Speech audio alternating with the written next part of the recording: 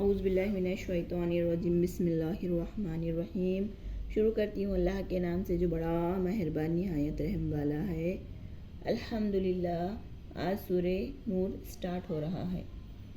سورہ نور میں 64 آیتیں اور 9 رکوع ہیں۔ یہ مدینے میں نازل ہوئی۔ بسم اللہ الرحمن الرحیم۔ سورۃ انزلناہا، یہ ایک سورت ہے ہم نے نازل کی۔ وفرضناہا، اور لازم کیا اس کو۔ وانزلنا فیہا، اور ہم نے نازل کیا اتارا فیہا اس میں آیات بینات لعلکم تذکرون، واضح آیتیں تاکہ تم یاد رکھو۔ الزانیات والزانی، زانی مرد اور زانی عورتیں۔ فجلدوا، سو تم کوڑے مارو، کل واحد منہما، ان دونوں میں، مئاتا، 100، یعنی ان دونوں کو 100 کوڑے مارو،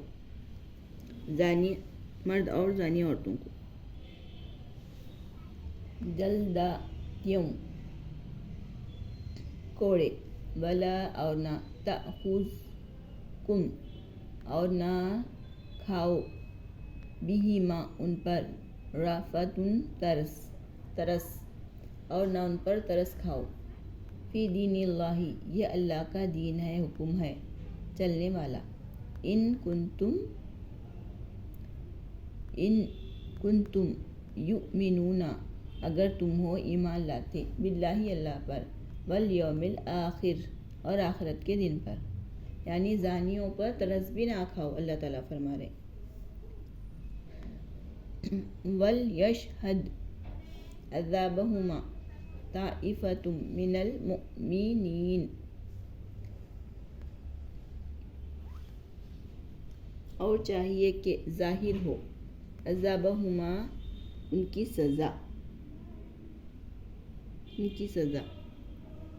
طائفتن، ایک جماعت پر،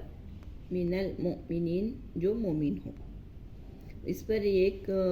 بات یاد آتی ہے آج کے دور کے زمانے کی، مجھے مولانا کہتے ہیں، کیا بولتے ہیں، وہ گناہ کیا ہے، وہ زنا نہیں، وہ جھوٹ نہیں، وہ کئی گناہ کے نام لیتی ہے، وہ کچھ نہیں، زنا بھی نہیں، اتنا بڑا گناہ ہے، اتنا وہ کیا ہے بولتے نا کوئی ہے مولانا،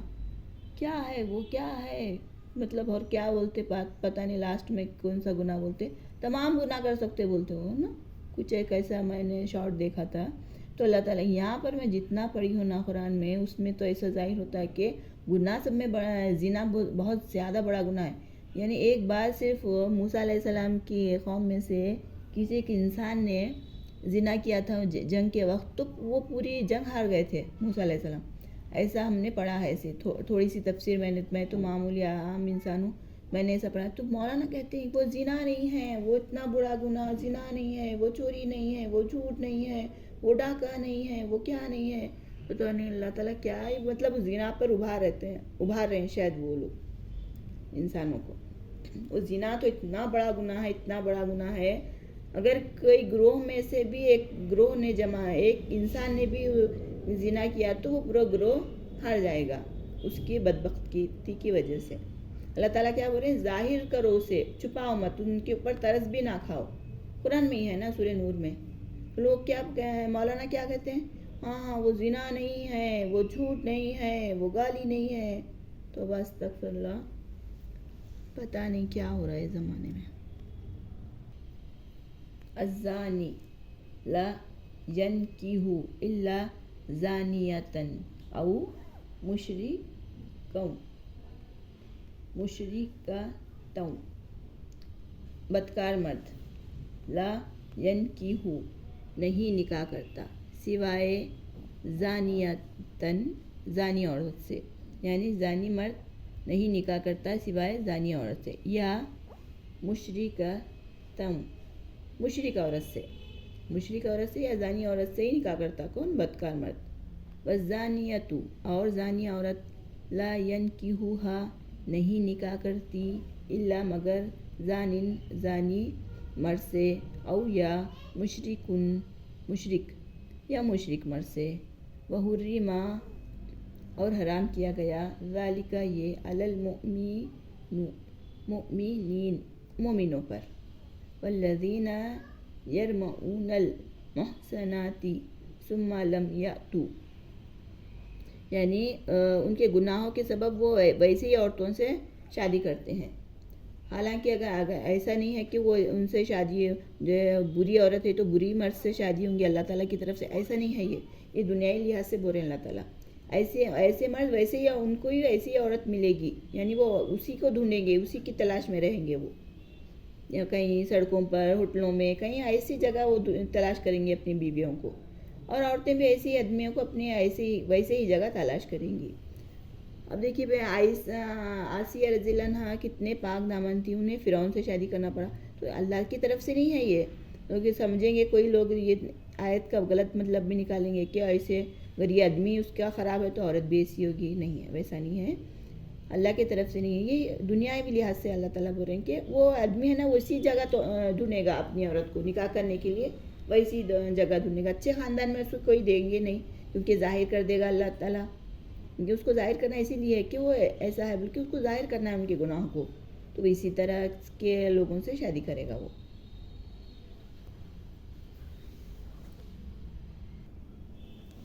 والذین اور جو لوگ یرمؤون المحصنات تہمت لگاتے ہیں پاکیزہ عورت پر، ثم پھر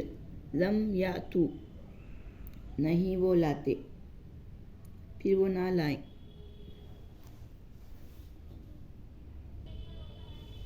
بِأَرْبَعَةٍ چار شہداء گواہ، یعنی جو پاک دامن عورت پر کوئی تہمت لگاتے ہیں پھر 4 گواہ نہ لائے، فَجْلِدُوهُمْ بس تم انہیں کوڑے مارو، 80 جلداتوں 70 کوڑے، وَلَا تَقْبَلُوا اور نہ قبول کرو، لہم ان کی،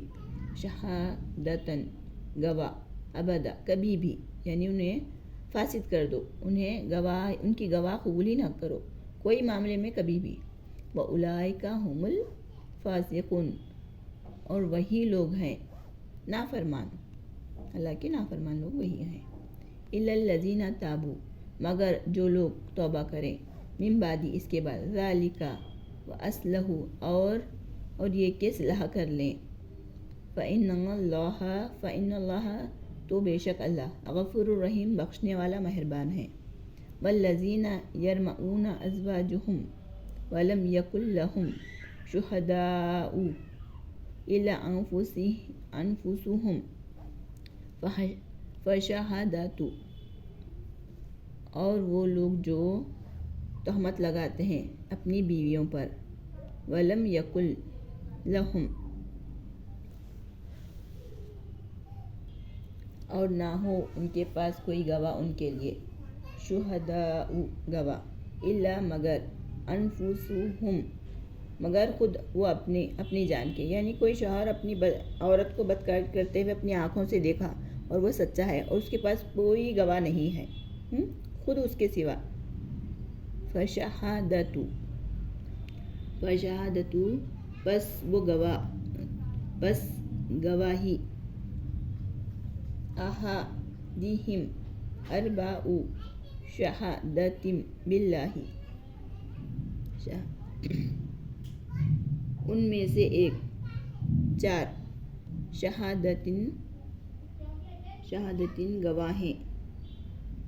اور اللہ کی قسم، یعنی 4 آدمیوں کو جمع کرے اور اللہ کی قسم کھائے، وہ خود سچا ہو اور وہ خود اپنی آنکھوں سے دیکھا ہو، تب کی بات ہے۔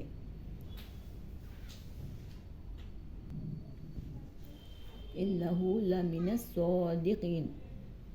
بے شک سچوں میں سے ہے۔ مگر دیکھیے اب یہ آیت کا کیا ہے معلوم خلاصہ، اگر ایک انسان کے پاس، ایک مرد کے پاس یہ وہ دیکھ لے اپنی آنکھوں سے بیوی کو کہ وہ زنا کر رہی ہے، کسی سے غلط کام کر رہی ہے، پھر اس کے پاس کوئی گواہ بھی نہ ہو، تو پھر کیا کرے؟ اللہ تعالیٰ فرما رہے ہیں کہ وہ 4 بار کہیں کہ میں سچا ہوں، سچا ہوں، سچا ہوں، وقت والخامسات، اور 5ویں بار کہے انا لعنت اللہ علیہ ان کان من الکاذبین،